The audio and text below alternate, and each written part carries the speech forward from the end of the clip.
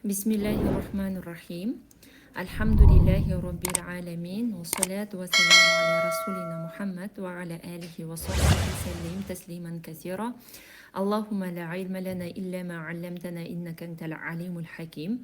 Ассаламу алейкум ва рахматуллахи ва баракатух. Құрметті оқырмандар, бүгінгі біздің тақырыбымызда ата-ана ақысы туралы айтатын боламыз. Біздің бәлкім біреулеріміз жақсы қарап та жатырмыз ата-аналарымызға, біреулеріміз кішкене жүрегімізде ол кісілерге деген реніш болатын болса, міндетті түрде осы аудионы тыңдап, алла қаласа бір қадам жақсылық жасауға ұмтылайық. Жалпы ислам дінінде адам баласын сансыз сауапқа кенелтетін, бақытқа жетелейтін амалдар өте көп. Соның бірі ата-ананы сыйлау болып табылады. Оларды аялап, қадірлеу. Адам баласы Алла тағала жаратқан жаратылыстың ішіндегі ең ұлысы болып саналды. Тіпті періштелер де сәжде етті. Тіпті соған қарсы шыққан шайтанды да Алла тағала мейірімінен қуып жіберді. Алла тағала адамды ата-ана дәнекерлігімен өрбіткен. Былай айтқанда Алланың разылығын ата-ананың разылығына байлап қойған. Енді кез келген адам үшін иманды айтпай тұрсақ та ақыл деңгейінде оларға деген ең қымбатты жан ол ата-ана. Яғни оларға жаңағындай Құрани кәрімнің өзінде де, Алла тағаламның өзінде де, хадистерде де оларға құрметпен, жауапкершілікпен қарау міндетті. Бұл перзенттің ақысы ретінде, яғни ата-анаға беру керек болатын ақысы ретінде Алла тағалам жаратып қойды. Алла тағала сондай ата-ананың дәрежесін жоғары қойды, тіпті Алланың разылығы ата-ананың разылығы дейтіндей.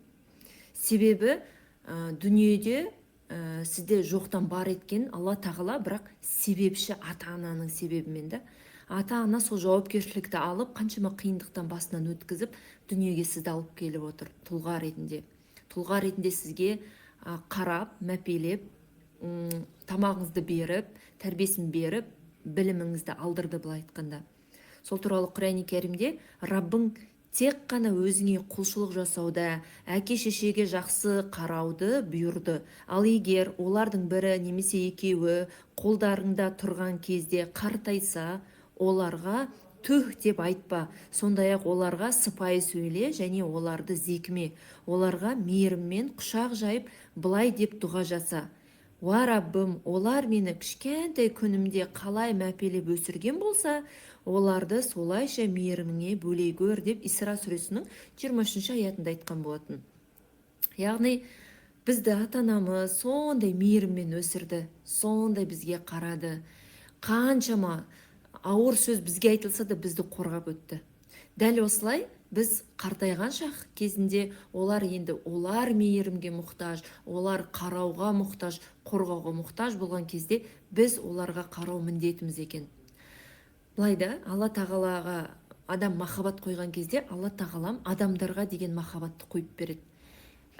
Алла тағала мені сүйдің екен, басқа әлемді сүйме, ата-анаңа қарама, бала-шағаңа қарама демейді. Бәлкім Алла тағалам соған сауап беріп қойды. Сен мені жақсы көрсең, онда мына адамды сыйла. Менен үміт күтсең, онда мына адамды сыйла. Егер менен сауап алғың келетін болса, мына адамдарға құрмет көрсет.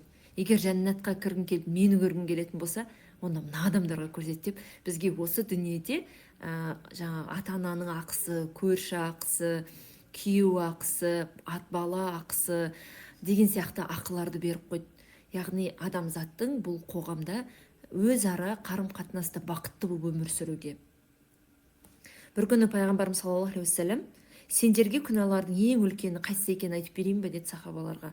Сонда я Расулалла айтыңыз деген кезде, Аллаға серік қосу, ата-анаға қарсы шығу, нақақтан нақақ адам өлтіру, өтірік айту деп айтқан болатын. Былай айтқанда, бұл дәрежеде Аллаға серік қосудың қатарында ата-анаға қарсы шығу деген екінші орында тұрды. Қарасаңыздар, нақақтан нақақ адам өлтіру ең ауыр күнә сияқты біз қабылдаймыз. Бірақ ата-анаға қарсы сөйлеп, оларға бір ұнатпайтын сөз сөйлеу бізге жеңіл секілді.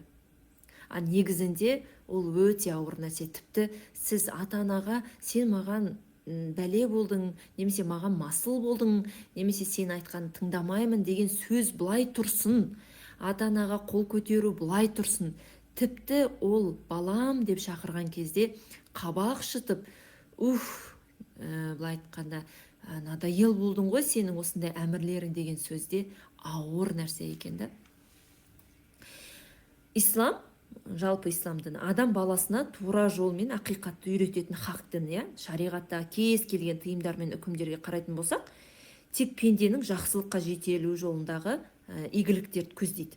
Сол игілікті істердің ең ұлылығы ол ата анаға құрмет көрсету. Құран-ы Кәрімде «Ва'будуллаха ва ла тушрику бихи шей'ау ва бил валидайни ихсана». Міне осы жерде де Алладан кейін айтып жатыр да, Аллаға құлшылық етіңдер, оған еш нәрсені ортақ қоспаңдар, және ата анаға жақсылық жасаңдар деп Ниса сүресінің 36 аятында айтты. Аллаға ешқандай серік қоспа, ата анаңа жамандық жасама. Тағы да бір аятта «Ясәлунака маза юнфиқуна, қул ма анфақтум мин хойрин, фалил валидайни вал ақарабина вал ятама вал масакини ва бнис сабил». Олар сенен Алла жолында не беретіндіктері жайлы сұрайды. Нендей қайыр сарып қылсаңдар, әке шеше, жақындар, жетімдер, міскіндер және жолда қалғандар үшін қайырдан не істесеңдер де күдіксіз Алла оны біледі дейді. Бақара сүресінің 215 аятта. Яғни кімге мен садақа жасайын, кімге мен жақсылық жасайын деген кезде бізге сол этапна кімдерге жасау керек екенін айтып берді. Ол бірінші ата анаңыз лайықты болып тұрады. Одан кейін барып сіздің туысқандарыңыз, одан кейін жетімдер, одан кейін міскіндер, одан кейін жолда қалушыларда. Былай қарасаңыздар, жақсылықты жақыныңнан бастау керек екендігі туралы айтылып жатыр мұнда. Тағы да бір аятта адам баласына, әке шешесіне жақсылық істеуді нұсқадық. Өйткені шешесі оны зорға көтеріп әрең босанды. Сондай-ақ оған жүкті болу, сүттен айыру 30 ай. Ақыр ол ер жетіп 40 жасқа ұласқан кезде Раббым өзіме, әке шешеме берген неғметтеріңе шүкірлік етуімді, өзің разы болатын түзу амал істеуімді маған нәсіп ете көр, менің ұрпақтарымды да түзел. Шын мәнінде мен тәубе еттім, әрине мен бой ұсынушы пенделерденмін деп Ахқаф сүресінің 15 аятында айтқан. Бұл тұрғылықта ата ананың сізді дүниеге алып келу үшін үлкен еңбек, үлкен роль атқарғандығы туралы Алла тағалам айтып тұр. Сол үшін де әйел баласы, қыз балама, ұл балама осы дүниеге алып келу өте ауыр нәрсе. Ол өйткені 9 ай баланы құрсағында көтеріп, қаншама денсаулығынан айырылады, қаншама жаңағыдай қиындықты басынан өткізеді. Бір толғағының өзін қаншама Алла тағалам оны қиындыққа теңейді. Алла тіпті сол қиналғанына күнәларының барлығынан кешіретіндей дәреже береді. Одан кейін 2 жыл омыраумен емізудің өзі өте үлкен іс. Түнімен ұйқысыз, күндіз де сол бала үшін қаншама құрбандыққа барады. Ал бала өсіп шыққаннан кейін оған ақылшы болып, оның тілін алмайтын болса, сонда осы жасалған еңбектердің барлығы қайда кеткен деген секілді сондай ойлану керек екен да. Сол үшін де оған 40 жас келіп деген, яғни ол өзі де ата ана болған кезде түсіне бастайды екен. Бірақ өкінішке орай оған дейін біз қаншама оларды ренжітіп аламыз, қаншама сөз айтып қоямыз да. Міне осы жоғарыда айтылғандай, Алла тағала Құран-ы Кәрімде ата анаға жақсылық жасауды бізге бұйырып тұр. Әсіресе жаңағыдай бойларынан қуат кетіп қартайған шақтарында олар перзенттеріне қатты мейірімділікке мұқтаж болады. Енді біз кішкентай кезімізде қандай мейірімділікке мұқтаж болдық, олар да сондай болады екен. Сол үшін де оларға түх деген сөзді айтудың өзі оларға жүректеріне қатты ауыр келеді. Себебі сізді қараған кезде ол да бір түх деген нәрсе болмаған еді. Енді ата-анасына қарсы келген перзент қандай амал істесе де ол жәннатқа кіре алмайды екен. Қаншама ол ғибадат жасап, намаз оқыса да, ораза ұстаса да, қажылық жасап жатса да, бірақ ата-анасына дұрыс мәміле жасамай, оларға қарсы келіп, тіпті қарамай кететін болса, онда жасаған құлшылығынан түк пайда жоқ деген сөз. Себебі ол Аллаға бойсынып жатқан жоқ, жасап атқан ісі ол дұрыс емес деп тұр да. Сол үшін пайғамбарымыз саллаллаху алейхи ва саллям ата-анаға құрмет көрсетуді, олардың қызметінде болуды және олардың алғысын алу жайында былай деп өсиет еткен екен. Сәләсә дәғуатин мустаджабун лахунна вәлә шәкка фихинна дейді. Үш дұға міндетті түрде қабыл болады. Ода ешқандай күмән болмайды дейді. Дәғуатул мазлум, зұлым шеккен адамның дұғасы, дәғуатул мусафир, сапарда жүрген адамның дұғасы, ва дәғуатул вәлидайни алал вәлад, және ата-ананың баласына жасаған дұғасы. Бұлар қайтарылмайтын дұғалар. Бұл үш адамның дұғасы Алла менен сол пенделердің ортасында перде болмайды дейді. Яғни балаңыз өссін, өнсін дейтін болсаңыз, жақсы сөз айту керек. Және біз өсіп өніміз үшін ата-анамыздан бата алуды үйрену керек екен да. Және тағы да хадисте айтады, Алла тағала сендерге аналарыңа құрметсіздіктен қарауды, қыздарыңды тірідей көмуді, құқықтарды өтемеу мен орынсыз істі орындауды талап етуді, өсекті және көп сұрауды, дүниені шашуды харам етті. Яғни харам нәрселер олар: ата-ананы құрмет етпеу, қыз баланы өлтіру жазықсыздан, құқықтарды өтемеу, мысалы бір ақылар берілді ғой. Одан кейін барып орынсыз істі орындау, Алла тағалам харам еткен істі. Одан кейін барып өсек айту, сосын көп сұрақ қоя беру және дүние мүлікті шаша беру, міне осылар дұрыс емес істер екен. Хазіреті Али былай деп айтқан екен: мұсылманның ең көркем мінезінің бірі ата-анаға жақсы қарау деп айтқан екен. Бірде пайғамбарымыз саллаллаху алейхи вассаламның заманында бір Уайс ибн Әмир деген Қарни деген тайпасынан өткен бір сахаба болады.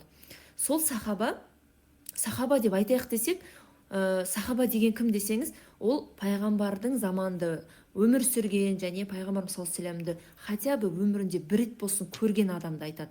Бірақ бұл сол заманда өмір сүрсе де, бұл пайғамбарымыз саллаллаху алейхи вассаламды көрмеген екен.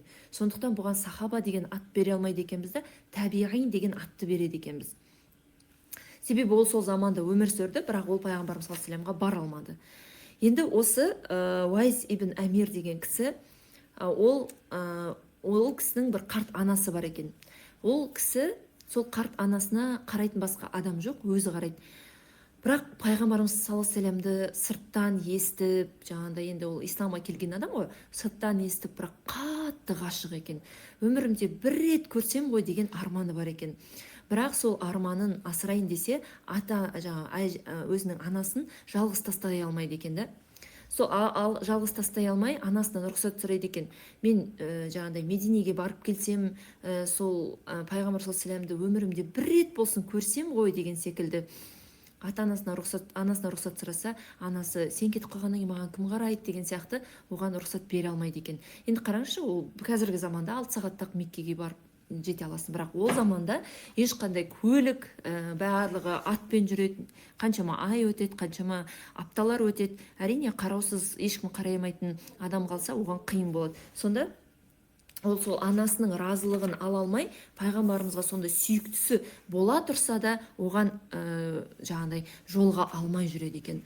Сонда қатты ынтық болып көргісі келеді, жолыққысы келеді, бірақ бара алмайды. Содан кейін не істейді? Бірде сол пайғамбарымыз саллаллаху алейхи вассаламның сондай қатты көргісі келіп, арманына айланып, қаншама жылдар өткеннен кейін анасынан рұқсат сұрайды екен: мен бір рет барып көріп келейінші анашым деп. Сөйтіп әйтеуір анасының разылығын алып Мединеге келсе, пайғамбарымыз саллаллаху алейхи вассалам жоқ, басқа жаққа кетіп қалған екен, көре алмай қалады. Анасына уәде берді, ол барамын да келемін, тез қайтамын дегендіктен ол пайғамбарымыз саллаллаху алейхи вассаламды күтіп отыра алмады. Сөйтті да қайтадан қайтты. Содан кейін қараңызшы, аңсап сүйіктісін көруге келді, бірақ оны таппады. Сөйтті да қайтадан қайтты. Сон бірде Ухуд соғысында пайғамбарымыз саллаллаху алейхи вассалам тісі сынды, жарақат алды дегенде естіп, бұл қатты қайғырады. Сондай пайғамбарымызды жақсы көреді, сөйтіп өзінің тісін де сындырады екен. Яғни оның да тісі сынды ғой депші. Солай енді қатты жақсы көргеннен ғой.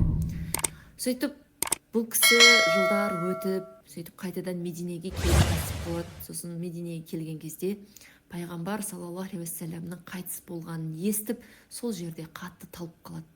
Сөйтеді, қатты жылап, кетіп қалады. Пайғамбар қайтыс болған жерде мен тұра алмаймын деп. Міне сондай сондай кісі болған екен. Бұл туралы пайғамбарымыз тірі кезінде былай деп айтып кеткен, бұл кісі туралы дейді. Себебі естіген ғой. Уайс әл-Қарни ихсан мен ізгілік жолында табиғиндардың жақсыларынан деген сөз қалдырған екен да. Міне сондай бір, көрдіңіз бе, тіпті сүйіктісі пайғамбары болса да, бірақ ата-анасының құрметінен ол ата-анасының сөзін жерге тастай алмай, сүйіктісіне де жолыға алмады да. Енді перзент ата-анасына жасаған қиянаты мен құрметсіздігінің жазасы осы дүниеде алады екен негізінде.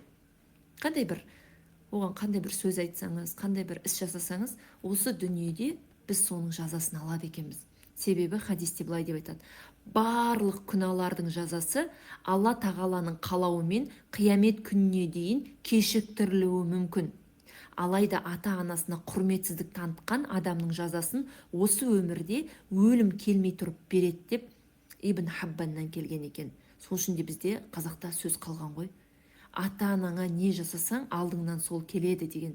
Сол үшін де тәубе етіп ата-ананың разылығын алып кешірім сұрау керек екен. Себебі балаларымыздан көреміз ол нәрсені да. Балаларымыздан көрмесек те әйтеуір басқа жағынан көрсетіп қояды Алла тағала. Сондықтан да ата-ана разылығы деген бұл өте тонкий мәселе да.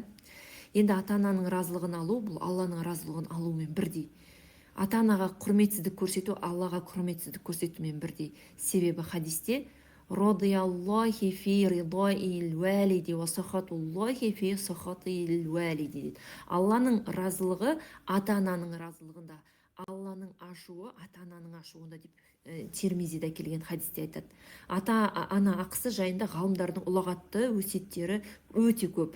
Мысалы, Абдулла ибн Аббас былай деп айтады: кімнің ата-анасы болып, олармен таң аттырып, кеш баттырып, жақсылығын жасаса, Алла тағала ол адам үшін 2 бірдей жәннат нәсіп етеді дейді.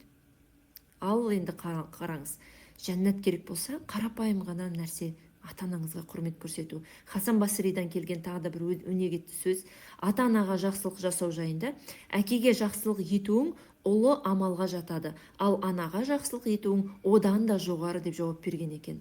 Абу Лайс Самарқанди былай деп айтады: Құранда ата-анаға жақсылық жасауды өсиет етпесе де сау ақыл ол екеуіне қызмет етудің уәжіп екенін түсінер еді. Бізге тіпті дін келмесе де біз ата-анаға құрмет көрсету, біздің ол ақыл бізді оны нәрсені итермелейді. Біздің ақылымыз көтере алмайды тіпті, егер біз ата-анамызға жамандық жасайтын болсақ. Бірде Муса алейхиссалам, Алла тағалам Муса алейхиссаламға былай деп айтқан екен: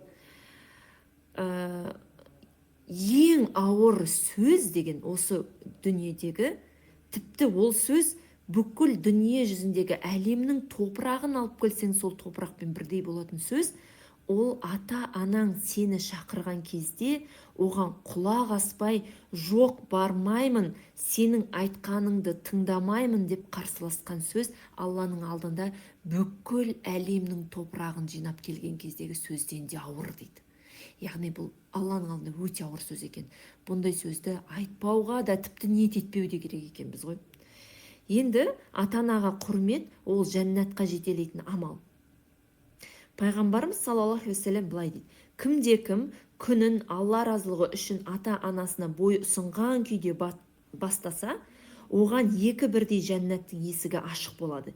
Егер біреуі тірі күйде болса, ол бір есігі ашық болады. Егер кімде-кім ата-анасына бойсынбаған күйде кешті батыратын болса, ол үшін 2 бірдей тозақтың есігі ашық болады. Егер біреуі тірі болса, бір есігі ашық болады. Сол кезде адам орнынан тұрып, ол екеуі оған зұлымдық жасамаса да, Пайғамбар саллаллаху алейхи вассалам сөз айтады.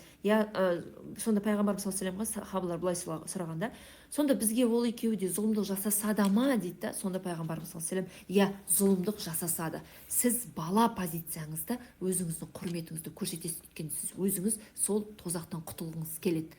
Зұлымдық жасаса да сіз ол кісілерге дұрыс қарым-қатынас жасауыңыз керек та. Міне таңыңызды ол кісілерге жақсылық жасаумен атырсаңыз, сол күнде сізге 2 жәннаттың есігі ашық тұрады. Ал ойлаңыз енді.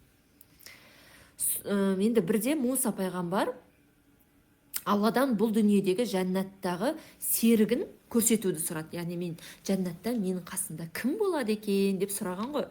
Сонда Жибрил алейхиссалам келіп, оған сенің жәннаттағы серігің пәленше деп бір кісіні көрсетеді.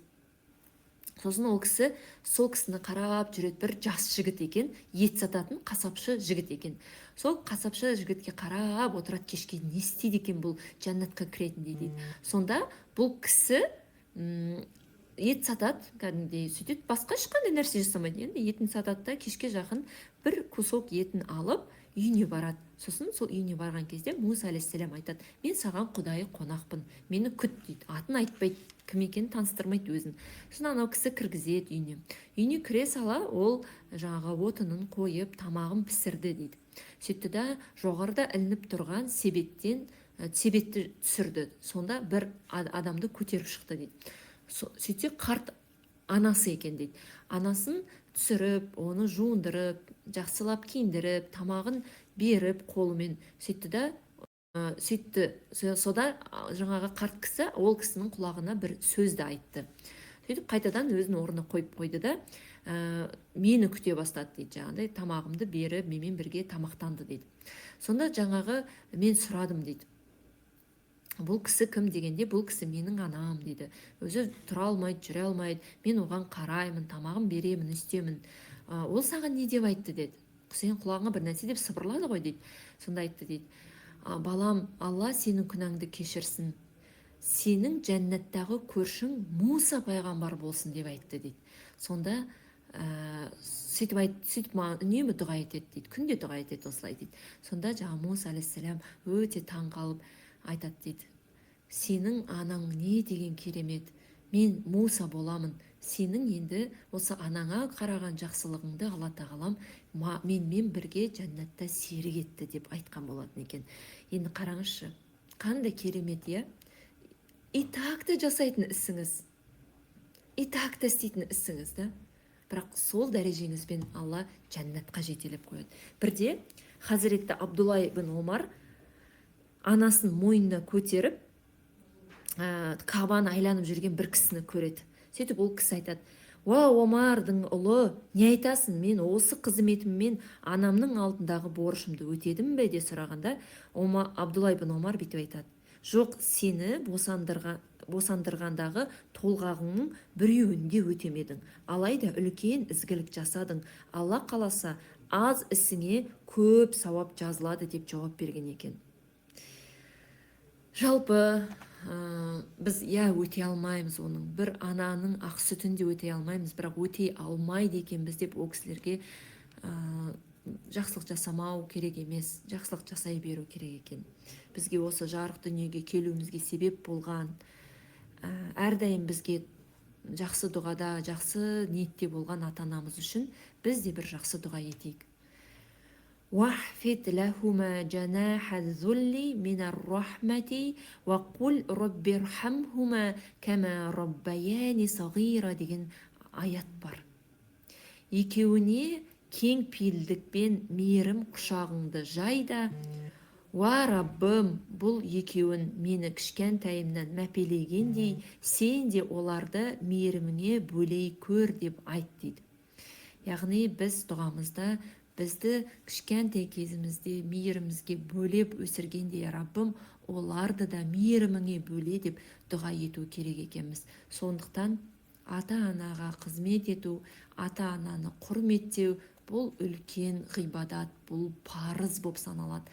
Ата-анаға қарсы шығу бұл үлкен күнә болып саналады. Сондықтан да құрметті оқырмандар, ата-анамыз тірі болса, ләжі болса құрметтейік, қайтыс болып кетсе, ондай болатын болса жақсы дұға етейік, садақа берейік, олардың туысқандарымен араласайық, Құран оқысақ оларға да сауап барсын деп істейік. Ал тыңдағандарыңызға Алла разы болсын. Осы білген амал етіңіздер, тағы да Алла тағалам ғибадаттарыңызды қабыл алсын.